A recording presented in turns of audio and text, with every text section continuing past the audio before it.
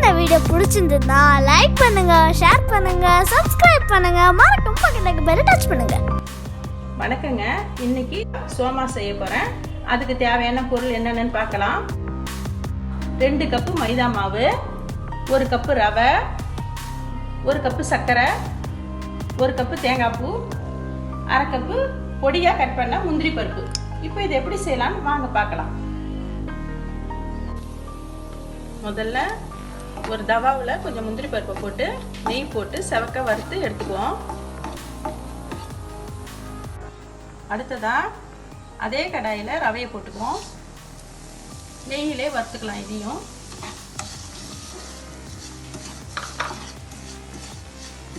இது கூடவே தேங்காய் பூவையும் போட்டு இதையும் கொஞ்சம் நல்லா செவர வதக்குவோம்.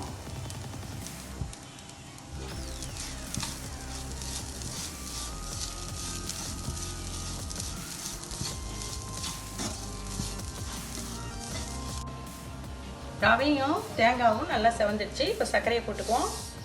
சர்க்கரை கொஞ்சம் மெல்ட் ஆகிற வரைக்கும் இருந்தால் போதும்.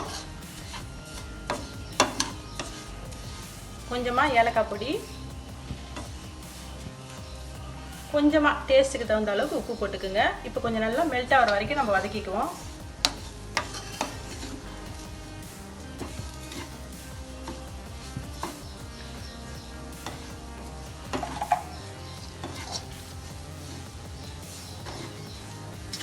இப்போ இது கூட முந்திரியும் நம்ம சேர்த்துக்குவோம்.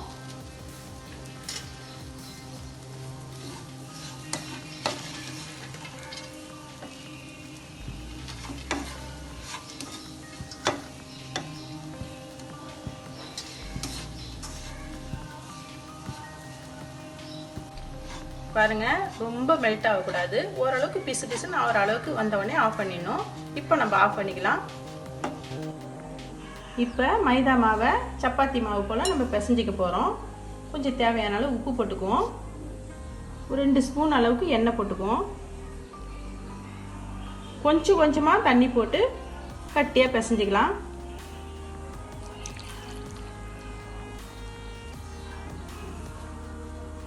தண்ணி பார்த்து கொஞ்சம் கொஞ்சமாக போட்டுக்குங்க.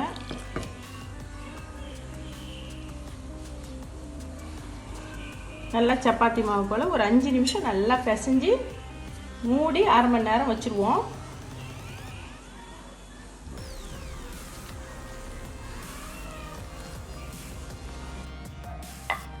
இப்போ இந்த மைதா மாவு இன்னும் கொஞ்சம் நல்லா பிசைஞ்சு சின்ன சின்ன உருண்டைங்களாக பிடிச்சி பூரி கட்டையில் வச்சு நல்லா தேய்ச்சிக்குங்க.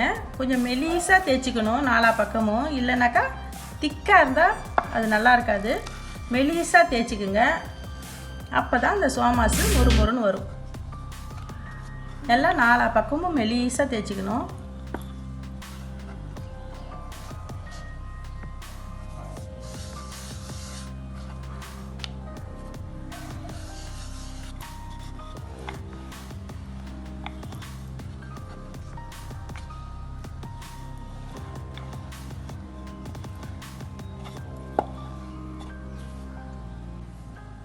தேய்ச்சி சப்பாத்தியை சோமாஸ் மோல்டிங்கில் வச்சு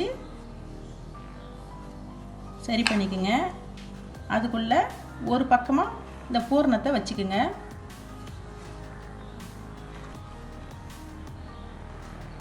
வச்சு அதை நல்லா மூடி ப்ரெஸ் பண்ணி அதுவே கட் ஆகிடும். ப்ரெஸ் பண்ணி அழகாக எடுத்துக்கலாம்.